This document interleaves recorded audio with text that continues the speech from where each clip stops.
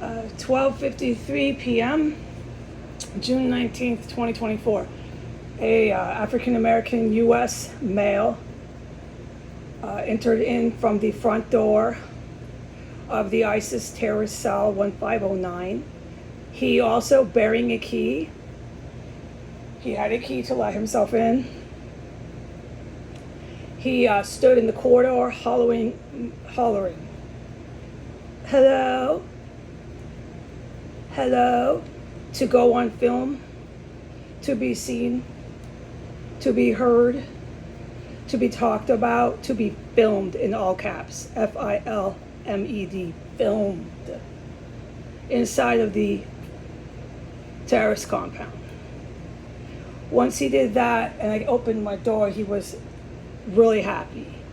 He was under the belief, I have more reason than God to believe that he was being filmed and talked about on Facebook, so on and so forth, and that his law enforcement could then therefore come in for whatever they're claiming it is that they must arrest me for while this man is standing in a terrorist cell. Okay, that did not work out for this African-American male. His age is about 25. His weight is about 300 pounds. His height is about 6 feet tall. He was a really big guy. He worked for the Pest sanitation company Serve Pro. He, no matter how I asked him, and I asked him a legitimate, with no mistake, 4 different times, asking him the same question about leaving some sort of identification with anything bearing his presence in this property. He refused to do it. He said he could only do it by the time I asked for it the 4th time. He finally coughed up a service sticker that you leave on a thing. I'm sorry, my ears are plugged. I'm just going to keep going. Then I said, yes, exactly. By the 4th time, I had to question him 4 times. It took a good 5 minutes of questioning him. Who are you? So on and so forth. Give me some identification, so on and so forth. He finally pulled it out of his pocket. He had it in his pocket the whole time. I wasn't confusing the way I asked it. He said then, his answer was, I cannot leave it until it's been done, the service job. He only went into the kitchen. He went into the kitchen stealth, silent. Once I told him, okay, go ahead, service the house, do your job, spray for pest. The only service that he rendered was in the kitchen, where he approached the kitchen stealth. I'm talking stealth. I was silent. I listened to the whole thing. I didn't hear him even open the door, which is closed. I was just down there today. Everything's sealed up and locked up. He opened that kitchen door so silent. He was in there for less than 5 minutes, less than like 3. And then he closed it, strangely, but it's not, because it's all instructed here. Really loud, boom, boom, boom. Now, it wasn't a kill, no, or it's combat that I know with no mistake I witnessed inside of this property, 1509 S3 Northwest Washington, D.C. I witnessed these kind of violent incidences around the clock, 24 hours a day. It wasn't that, it was the kitchen door. The ISIS terrorists, who are all American domestic terrorists, African Americans, Muslim, ISIS Muslim radicals here, the domestic terrorists are African American. Okay, so they all do that. And I can say it now after how long, dude? Look and review all my testimonies, months and months and months. I can say it that they, to the 2 structuring neighbors where they crawl in and out of their holes, they boom real loud in the kitchen, just brief. I can describe this stuff and things I've witnessed with the African American U.S. domestic ISIS terrorists later. But he did that too. He also did that, as with all the other terrorists that come into the kitchen and do the same thing. Okay, we're clear. So then I stayed in there, my room, and kept listening, right? I witnessed that he had come in the front door and the gate was wide open. And when I stepped out of the room about 4 minutes after he had, or 3, had boomed in the kitchen, He had tiptoed, stealth, silent out the front door.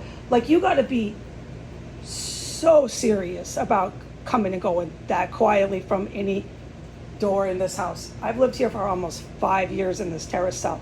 You got to be tiptoes, closing the door so slowly, so quietly, to be as quiet as this motherfucker was as he left.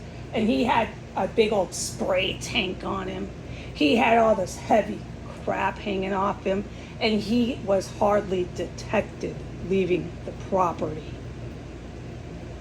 Okay, so much so that I was wondering if he was still here, and I went and hollered, "Hello, is anyone inside of this property?" Then I went and stood by the basement door.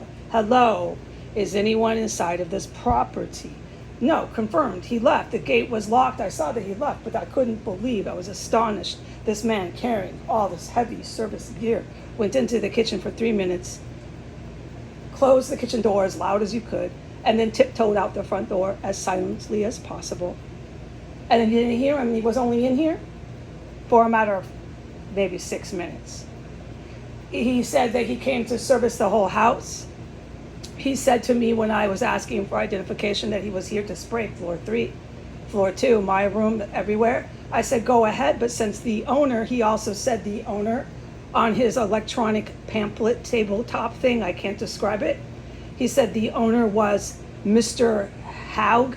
It's not the same. The man who owns this house and the female are two different people. It's all crap. And then you got the other one downstairs who passed away. He says he owns it. It's a business that owns this house. And I'm not allowed to talk about it. I'm sworn off that. I cannot talk about this. The people sending fraudulent mail and letters to me cannot prove in any legal matter that they own 1509 S Street Northwest. For the last time, I'm not going to say this anymore. So they have people coming in here free and easy still. Only when I go online. I want the world to notice the pattern. When I'm offline, nobody comes in here. As soon as I go online, the whole terrace cell starts reacting and starts coming in here. Look at the pattern. I'm not going to sit here and dictate past events. It's too stressful. My ears are plugged. I've had enough. This terrace cell to date does not stop. Exactly what I said, okay? The guy wasn't here servicing anything. No, he walked in and out, went into the kitchen, and then sat in his service car. So I opened up the front gate. I then took my garbage out. It was about under 10 minutes that he had, to my best knowledge, because he was so stealth silent, vacated the premise.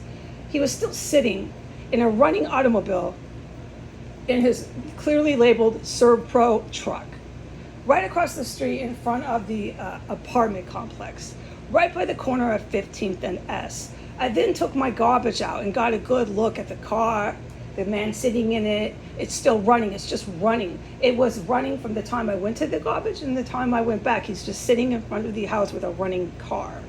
When I went into the alley, the man that lives in 1507, sorry, I misquoted. 1505, it's real hot tamales, these string of houses. He was in the alley while this African-American ISIS was in the house. That man, who I've identified endless felony crimes, was in the alley with another white Caucasian male, just standing there. They were not expecting me to take the garbage out. I'm not allowed to make any eye contact or look at these terrorists. These are active, violent terrorists who I can testify against. I took the garbage, I put it in the bin, I closed the lids, and I turned around. What I did catch the two men terrorists doing, standing in the alley, was going like this, making sounds like this, and I saw it out the peripheral of my vision, going like this. They were really pissed and like hissing and spitting almost, and making these gestures to each other, and their faces were scowled. So if any observers, besides me, because I am forbidden from observing them directly, this shit was just pronounced and clear as day. So I ignored it. It was serious hostility. It's coming from two men, one of whom I can testify with no mistake many violent terrorist actions this man has engaged in. And I turned around and left the alley. And now there was a lot more that I witnessed while I was walking to and from the alley, other than the man sitting in his truck, the service pro who came in for 3 minutes and tiptoed out. And I cannot talk about it. I am not allowed. Now, the last thing I am to say was another terrorist individual came in with a key into this property and was all the way suspect. Okay, we don't need to discuss this. And right before it, I took the garbage out within a handful of minutes since he had come and gone. My bathroom sink is just gushing up. You can't breathe through your nose. The human remains are so intense and strong. I'm in shock that I have endured this. I'm in shock that this still continues. I'm in shock of how disgusting and grotesque and horrific it is in here. Okay, and to end with this testimony, I am not allowed to talk about hardly anything I witness in here, okay? I'm only allowed to talk about more terrorists letting themselves in with keys, and while they're here, that bathroom is going out of control with the plumbing and the human remains stashed in the walls, the floor, and in the areas where there is water plumbing inside of 1509 S Street Northwest, Washington, D.C. Goodbye.